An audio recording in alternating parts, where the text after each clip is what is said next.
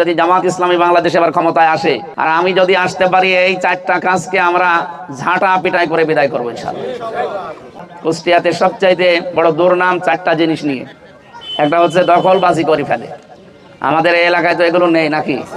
আছে। এগুলো আমরা সারা বাংলাদেশ ঘুরি, তো সারা দেশে এই বদনামটা আমাদের কুষ্টিয়া জেলার জন্য যে আমরা দখল করি নেই।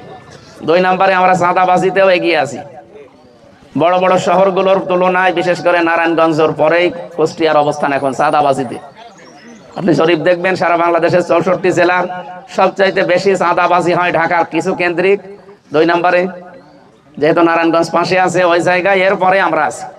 আমরা এই দুর্নাম, এই বদনাম এবার আর রাখতে চাই না। 3 নম্বরে এখানে সন্ত্রাসী কাজ কারবার বেশি হয়, কারণ বড় বড় সন্ত্রাসী তৈরি হয়েছে এখান থেকে, আমি নামগুলো নিলাম না। 4 নম্বরে এখানে দুর্নীতিটাও খুব বেশি হচ্ছে।